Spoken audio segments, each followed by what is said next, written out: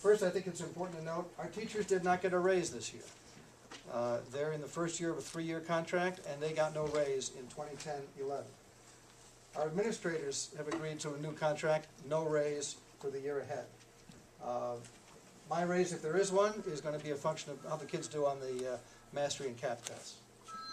So we're trying to recognize the financial difficulties. As we already mentioned, we're eliminating a number of positions in this new budget before we even bring it to you. Since 2008, the year I arrived, we've reduced the headcount in the school system by 16 positions. Here's the list. This list actually totals 27.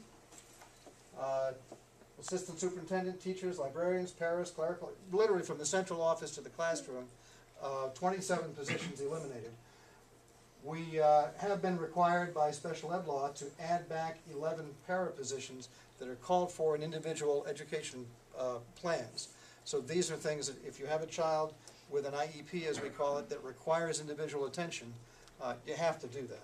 So we've eliminated 27 positions, and then by law we've had to add back 11. So that nets out to a cut in the headcount at the school district of 16 positions over those. Well, here's some examples. We've pulled out a half a dozen examples of these other accounts, from office supplies to library books to new equipment that have been either eliminated or cut substantially as we worked our way through the last 2 or 3 years of difficult budgets.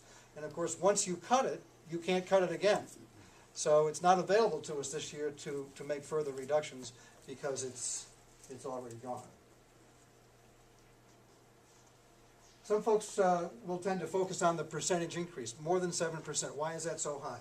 We see other towns asking for lower percentage increases. Well, one reason for that is a function of the relatively low per pupil spend rate that we have here in Derby. You know, if you have $50 and you ask me for $1, that's a 2% increase.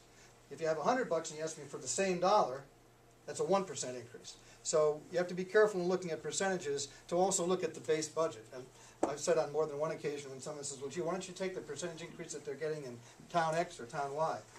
My answer to that usually is, if you give me the per pupil spending in that town, I'll take a 0 increase. So one of the reasons why our percentage increase will tend to look higher than some other towns you may be reading about is it's coming off of a lower base. Same dollar on a lower base gives you a higher percentage.